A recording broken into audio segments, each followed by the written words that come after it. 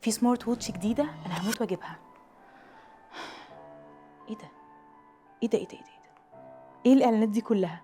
دي عن الساعة اللي أنا عايزاها. زينب، أيوه؟ إيه ده؟ دي الساعة اللي أنا عايزاها. كم مرة كنت بتتكلم مع حد حواليك عن معلومة بتسأل عنها أو حاجة عايز تشتريها وفجأة يظهر لك المنتج ده في كل حتة، فيسبوك، انستجرام، كل الابليكيشنز تقريبا. حاجة غريبة، لا وكمان خطيرة.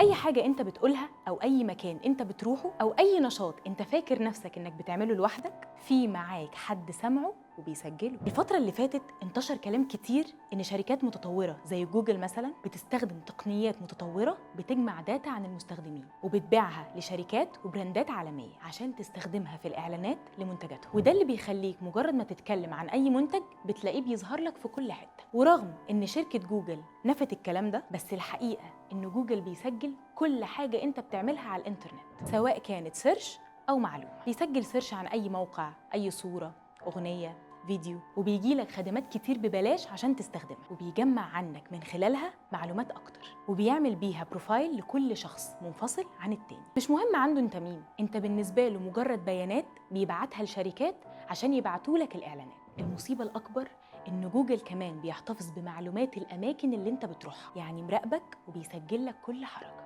ولو عايز تتأكد ادخل على حسابك في جوجل وافتح الخريطة، هتشوف كل الأماكن اللي بتروحها. هتلاقي أماكن ممكن تكون رحتها من سنة ويمكن كمان تكون نسيتها. الأخطر من كده بقى إن بياناتك وخصوصياتك أي حد في أي لحظة ممكن يدخل عليها ويسرقها. شركة جوجل من فترة حذرت الناس اللي بتستخدم الجيميل، واللي تقريبا عددهم 2 مليار، من عمليات احتيال الهاكرز اللي بيسرقوا البيانات عن طريق تقنية ال AI. هل معنى كده إنك طول ما أنت موبايلك متصل بالإنترنت هيفضل يسرب معلومات؟ لازم تعمل شوية خطوات توقف الكلام ده من الخصوصية عندك في الموبايل، وهتخش كمان تقفل أذونات الكاميرا والميكروفون واللوكيشن. اوعى تفتكر إن أنت لوحدك وأنت ماسك موبايلك، في حد بيراقبك وبيسمعك وبيسجل كل كلمة أنت بتقولها. خد بالك، خصوصيتك مش أمان طول ما أنت سايب بياناتك مفتوحة. خد خطوة وسيطر على معلوماتك قبل ما حد تاني يسيطر عليك.